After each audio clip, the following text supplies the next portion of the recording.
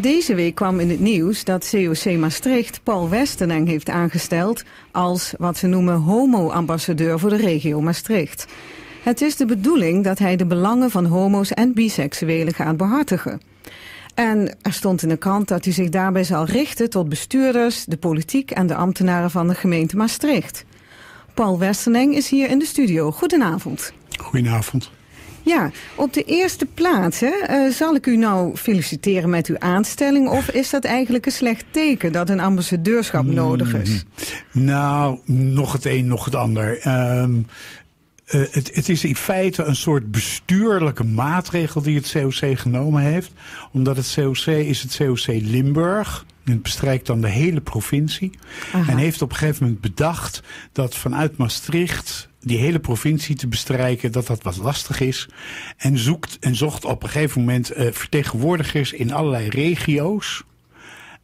Onder andere bijvoorbeeld Roermond, Venlo, Heerlen. Om daar de belangen te behartigen namens het provinciaal bestuur. Toen heb ik op een gegeven moment geroepen,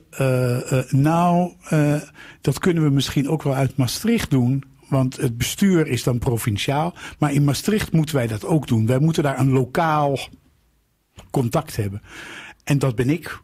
En je kan zeggen, zolang het COC nog bestaat, überhaupt, kan je zeggen van nou, dan is het dus nog waarschijnlijk wel nodig. En dat is dan misschien geen felicitatie. Nee. Want dan is de maatschappij, moet nog wel een stukje verbeterd worden. Dat klopt. Ja. En dat wel gefeliciteerd, ja, ach. Ik doe al zo lang werk voor het COC dat ik denk van nou, dit heeft nu een bepaalde naam en een bepaalde vorm gekregen. Hoeft niet per se gefeliciteerd te worden. Nee. Oké, nou dan er hangen geen grote salarissen aan bij een vrijwilligersorganisatie. Ook geen vertrekbonussen enzovoort. Daar hebben we het allemaal niet. Daar doen we het niet voor. Nee, dus het is wel heel maatschappij verantwoord, als ik het zo hoor. Ja, absoluut. Ja, nou goed, u gaat dan opkomen toch voor de belangen van homo's en biseksuelen in de regio, hè? Of in de stad misschien? In feite is dat de stad. Ik bedoel, het COC doet dat zeg maar als een soort belangenbehartiger voor homoseksuelen. Zeg maar een soort vakbond. Ja. Doet dat überhaupt voor homoseksuelen. En ik ben een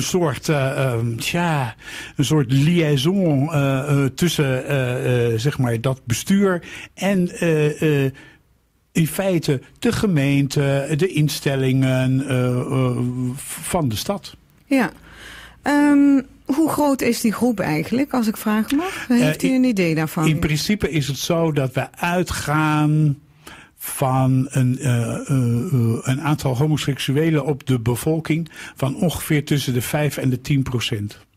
Oh, ik dacht dat het iets meer zou zijn. Nee, ik bedoel, het is altijd leuk om te roepen van, vroeger werd het wel eens gesuggereerd, maar 1 op de 20 was vroeger op een gegeven moment meestal een vuistregel.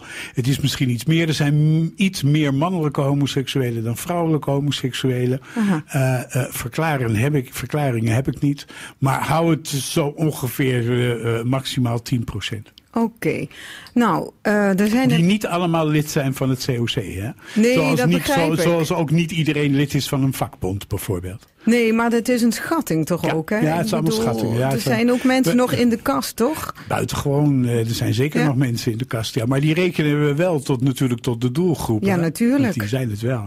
Ja, want ik denk misschien dat men ook meer uit die kast gaat komen als men zich veilig zal voelen. Ja, dat heeft er heel erg veel met veiligheid te maken. Ja. Het COC heeft bijvoorbeeld, we hebben net vanmiddag was er een afsluiting van een onderdeel van een bepaald project.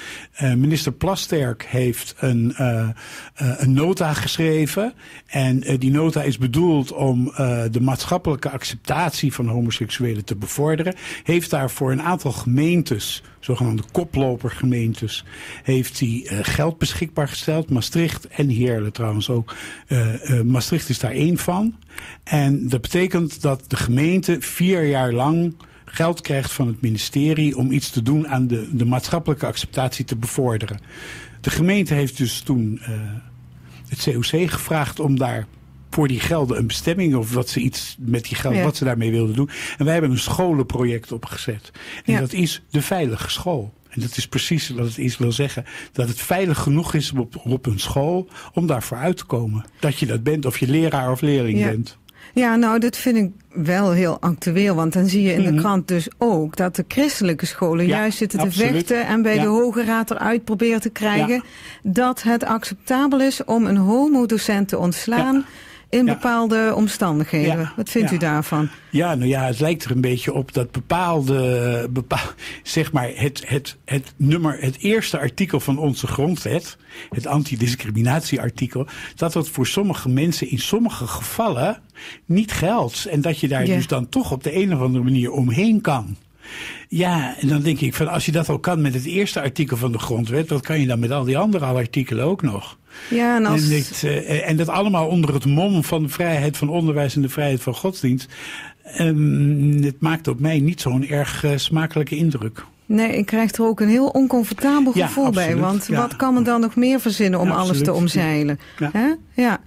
Maar goed, wat gaat u dan doen? Wat is dat nou heel precies? Dat project wat er nu is ongeveer, dat speelt, wij hebben door de Hogeschool Zuid, een aantal studenten, hebben wij een programma laten maken waarbij wij op VMBO-scholen voorlichting geven. En het COC geeft dus voorlichting met een programma wat gemaakt is door studenten van de Hogeschool Zuid, specifiek op VMBO-scholen over homoseksualiteit. Omdat om te daar zorgen, de nood het grootste is, denk ik. Ja, nou, het was voornamelijk, wij hebben vroeger ook voorlichting gegeven. We gingen altijd naar voor ons veilige scholen als in het keurige HAVO en VWO-onderwijs. Juist, ja. En die VMBO-scholen, dat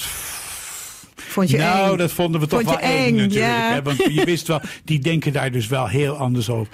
Maar met deze manier hebben wij iets gevonden en dan met steun van het ministerie gaan wij juist specifiek daar naartoe.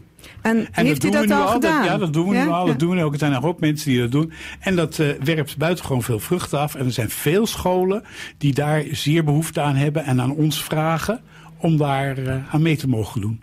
Ja, en krijgt u ook al positieve of feedback? Ik heb ook van de leerlingen zelf bedoel ik? Ja, ook. Ik heb zelf ook een paar meegemaakt door stiekem achter in de klas te gaan zitten luisteren wat ze daar allemaal van vinden.